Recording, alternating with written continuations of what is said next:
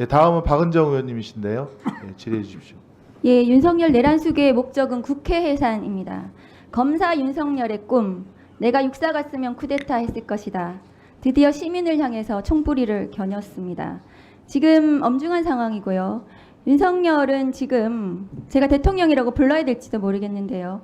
윤석열은 지금 이판사판으로 나올 것입니다. 제가 검사 윤석열을 잘 알거든요. 그래서 2차 계엄이 매우 예상되는 상황입니다. 모두 정신을 차려야 됩니다. 선관위 점령해서 22대 국회 선거를 불법으로 만들려고 했던 것 같습니다. 국회의장, 야당 대표, 국회의원들을 체포해서 국회를 해산시켜 자기 뜻에 맞는 국회를 재편하려고 했던 의도가 여실히 드러난 것입니다. 지금 보시는 바와 같이 국회를 무력으로 침탈하려고 했습니다. 내란이 무엇인가 하면 국가 헌법기관의 기능을 무력화시키려고 하는 저런 폭동이 있으면 됩니다. 여러분 지금 내란에 대해서 법률적인 판단 못 하신다고 여기 나와 계시는 이 공무원들이, 고위공직자들이 비겁하게 답변을 하고 계시는데 저것은 내란입니다. 창문을 깨고 국회를 진입하려고 하는 저것은 폭동입니다. 대법원 판례로 인정이 된 것입니다. 다음 거 보여주세요. 윤석열 긴급 발표 시작 10시 23분. 비상계엄을 선포한 것은 4분 뒤인 27분입니다. 계엄 발표 3분 뒤에 사복 차림 방첩사 요원들은 선관위를 진입했습니다. 선관위는 비상계엄 대상이 아니에요. 정보보호단 소속 방첩사 예하부대 핵심 조직 IT 전문 인력들로 구성된 요원들이 선관위를 점거했고 그 뒤에 297명 국회에 온 것보다 더 많이 갔어요. 특전사 요원들이 배치됐습니다. 계엄 발령 이전부터 김용현 국방부 장관의 명령을 받고 계엄 사령관이 아니라 충안고 출신 여인형 방첩사령관의 별도 라인 지시로 이들을 선관위에 배치했습니다. 국회의원 체포조에도 여인형의 방첩부대가 출동했습니다. 그리고 특전사 280명이 국회를 점거 침투했습니다.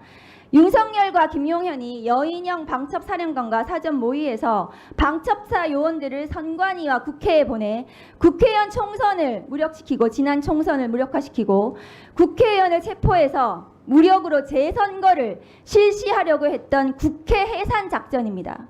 김건희 특검법이 목전에 다가오자 감옥에 가기 두려웠던 것 같습니다. 그동안 윤석열이 하려고 했던 참혹했던 문제들을 번번이 좌절시켰던 야당과 언론, 노동자, 시민, 의사들까지 자신이 불편해하는 모든 사람들을 처단하려고 했던 친위 쿠데타였습니다.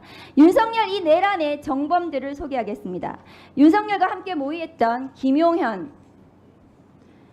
이상민, 국무회의에 참석했던 한덕수, 박성재, 김영호, 조태열, 송미령, 최상목, 조규형, 오용주 모두 내란의 정범들입니다.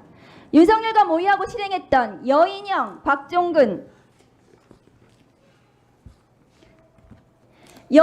곽종근, 이진우 군인들은 모두 형량이 총살밖에 없는 국가반란 정범들입니다. 그리고 계엄사령관으로 임명되었으면서 계엄군이 출동한 것을 방기했던 박안수 계엄사령관도 국가반란, 군사반란의 정범들입니다. 이 대상 범죄들은 총살형밖에 없습니다. 헌법기관을 통제하고 계엄 해제 의결을 방해했던 조지호, 김봉식, 오부명, 주진우, 박현수 등도 내란의 정범들입니다. 많은 분들이 윤석열을 내란 수괴로 부르지만 나머지는 내란의 동조자, 부역자, 증인으로 부르시는데 이 사람들은 모두 내란과 국가 반란의 정범들입니다. 법무부 장관님, 예. 국무회의 심의에 참석하셨죠? 그 자리에 있습니다. 그 자리에서 어떤 의견 내셨습니까? 의원님들이 생각하시는 여러 가지 우려 섞인 이야기를 다들 하신 것으로 알고 있고 장관님께서 한 사람 한 사람에 대한 어떤 이야기를 했는지는 그 얘기는 아까 하셨어요. 말씀드리지 않는 게 네. 옳다고 생각합니다. 장관님께서는 법무부 장관이시고 대통령의 법무참모이십니다. 위헌, 위법한 계엄에 대해서 법무참모로서 반드시 자문하시고 조언하시고 잘못된 위헌, 위법한 비상계엄에 대해서 막을 책임이 있습니다. 그 자리에 법무부 장관이 있는 이유입니다. 법무부 장관이 그 일을 하지 않은 것은 직무유기입니다. 만일에 지금 대통령이 법무부 장관의 그런 반대 의견에도 불구하고 지금 이런 위법한 쿠데타, 친일 쿠데타를 감행했다면 그 부분에 대해서 대통령 윤석열은 역사의 책임을 져야 될 것입니다. 그런데 지금 대검찰청에서 특별수사본부를 구성을 했다고 하는데요. 장관님 지금 이 자리에서 처음 들으셨다고 하는데 거기에 군사 관계자들이 같이 들어가야 됩니다. 지난 조현천 기무사령관이 박근혜 정부 당시에 계엄문건 작성 관련해서 수사팀이 구성이 됐습니다. 장관님 알고 계시죠? 서울 동부지검에 구성이 됐습니다. 그때 제가 밖에 있어서 자세하게 어떻게 당시에 구성된지 잘 모릅니다. 군대 관계자들, 군 검찰 등 관련자들이 그 수사본부에 들어갔습니다. 이것은 군사 반란이기 때문에 특별수사본부를 구성을 해서 이 내란죄는 검찰이 내란죄의 직접 수사 대상이 아닙니다. 검찰은 직권남용밖에 수사를 못해요. 그러면 검찰과 경찰이 이 수사를 같이 해야 되고 검찰이 경찰을 지휘해야 됩니다.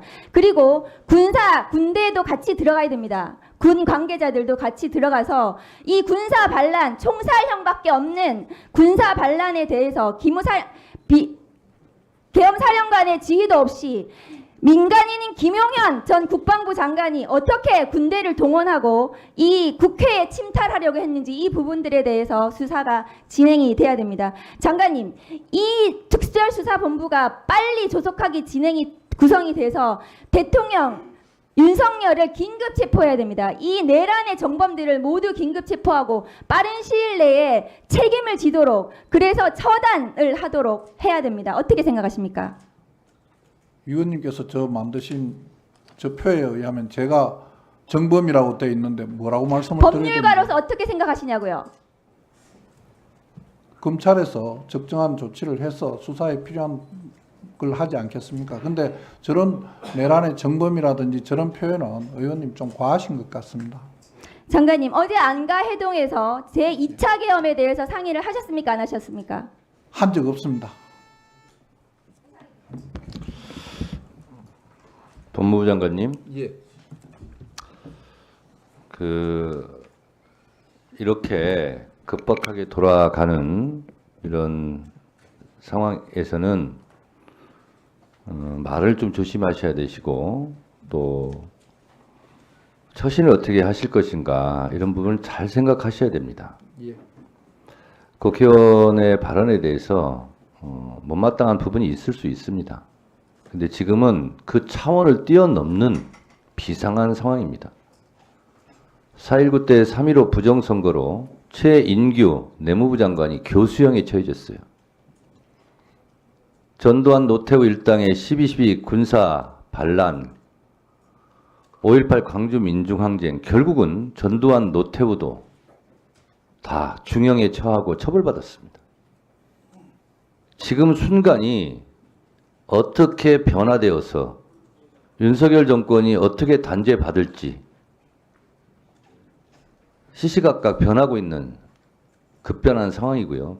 그러면 국무회의에 참석해서 비상계엄은 절대 안 된다 라고 말하지 못한 입 다물고 있었던 국무위원들은 다 실정법 위반이 됩니다. 마치 불만 섞인 목소리로 죄가 거기 있었는데 어떻게 이렇게 말하는 것은요, 본인을 위해서도 좋지 않습니다. 지금 차라리 솔직하게 양심 고백하고 내가 그때 상황 판단을 잘못한 것 같다. 지금이라도 되돌리고 싶다. 후회한다. 이런 발언이 본인의 신상에도 좋지 않을까. 위원장으로서 이렇게 충고드립니다. 자, 그러면 지금부터 잠시만 주목해 주시기 바랍니다. 제가 구독자분들을 위해서 선물 하나를 준비했는데요. 제가 항상 여러분들께 드리는 말씀이 있습니다. 뉴스만 평소에 잘 챙겨보셔도 돈이 되고 돈을 벌 수 있다라고 말씀을 드렸는데요. 여러분들은 여기 보시는 삼성전자 뉴스를 보고 어떤 생각이 드세요? 아니면 정치인들의 뉴스, 날씨 뉴스를 보고는 어떤 생각이 드시나요? 그냥 뉴스만 보고 끝내는지, 아니면 이 뉴스를 어떻게 이용할 수 있는지, 이 부분을 고민하고 계시는지를 되물어보고 싶습니다. 그 이유가 뭐냐 하면 제가 지난번에 여러분들께 뭐라고 말씀을 드렸었죠? 지금은 반도체 섹터를 눈여겨보셔야 한다고 말씀드렸습니다. 그리고 나서 이런 썸네일들 뉴스를 통해서 많이 보셨을 겁니다. 반도체 내용이 이슈가 됐을 때 부자들은 어떻게 생각한다? 반도체 관련주들은 뭐가 있는지, 어떤 종목이 가장 좋은지, 어디에 투자해야 돈이 몰리는지 자연스럽게 생각한다고 제가 말씀을 드렸죠. 그 이유가 뭐냐 하면 부자들이 봤을 때는 이슈가 곧 돈으로 이어지고 그 이슈가 나에게 돈을 벌어준다는 경험적 확신이 있기 때문에 부자들은 항상 이런 사회적 이슈를 관심 있게 챙겨본다고 제가 말씀을 드렸습니다. 이번에도 마찬가지인데요. 제가 지난번에 시청자분들과 함께하는 주식으로 수익 내기 이벤트를 진행했었죠. 당연히 100% 무료로 진행을 했었고요. 여기 보시면 아시겠지만 제가 지난번에도 구독이라고 보내주신 모든 시청자분들께 반도체 관련주 중에 가장 크게 급등할 딱 한 종목, 많은 종목도 아니라 한미반도체 한 종목을 여러분들께 추천드렸어요.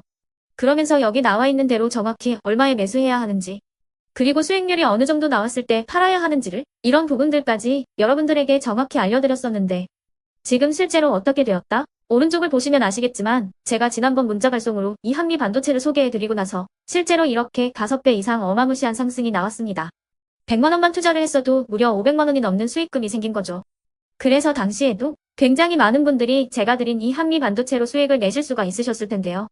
다시 한번 축하드린다고 말씀을 드리겠고 이번에도 마찬가지입니다. 앞으로도 2024년, 2025년 계속해서 기대해볼 섹터는 AI입니다. 그 중에서도 AI 반도체는 그 누구도 부정할 수 없는 미래 성장 산업입니다. 그러면 우리가 어떻게 생각해 볼 수 있을까요? AI 반도체 종목 중에 앞으로 크게 대장 역할을 하면서 10배 이상 급등할 수 있는 템베고 종목을 지금부터 열심히 추적해야 한다는 겁니다. 큰 돈을 투자하지 않더라도 월급의 일부분 아주 소액이라도 이 종목을 모아가야 수백 %의 수익률을 손에 쥘 수 있는 것이죠. 지금 여러분이 보고 계시는 이 유튜브 또한 AI 반도체와 아주 밀접한 연관이 있고 반도체야말로 대한민국의 핵심 산업으로 앞으로 더더욱 시장은 성장할 수밖에 없습니다. 그렇기 때문에 제가 이번에도 뭘 보내드리고 있냐면 지난번과 똑같이 구독이라는 문자를 보내주시면 제가 AI 반도체 관련주 중에 앞으로 대장주 역할을 하면서 주가가 가장 크게 급등할 한 종목을 여러분들께 문자 발송으로 종목명과 사고 파는 시점을 모두 알려드릴 건데요. 그 문자를 받고 여러분들이 주식으로 돈 버는 연습을 한번 해보셨으면 좋겠고요. 혹시라도 나는 주식을 하지 않는다 하시는 분들은 주변에 주식하시는 지인분들에게 말씀을 해주셔도 되고요. 아니면 연세가 있으셔서 투자가 어렵다 하시는 분들은 이 종목을 자녀분들에게 한번 사봐라. 이걸로 한번 수익을 내봐라. 이렇게 조언을 해주실 수도 있는 거겠죠. 그래서 지금 이 영상을 보시는 시청자분들 중에 나도 이번 종목이 좀 궁금하다 하시는 분들은요. 누구나 상관없이 그리고 어느 시간대나 상관없이 부담 없이 010-2514-5930번으로 구독이라는 문자 보내주시면 제가 이번에도 똑같이 무료 추천 급등주 문자를 보내드리겠습니다. 이해되시겠죠? 제 번호 010-2514-5930번으로 구독이라는 문자 보내주시면 여러분들이 직접 이슈를 통해서 돈 버는 연습을 해보실 수가 있는 거고 제가 돈을 받는 것도 아니고 투자를 대신해 드리는 것도 아니기 때문에 부담 없이 신청해 주시면 되는 겁니다. 그리고 수익이 나면 저는 다른 것은 하나도 바라지 않습니다. 제 채널에 구독, 좋아요 한 번씩만 눌러주시라 이렇게 다시 한번 말씀을 드리겠습니다.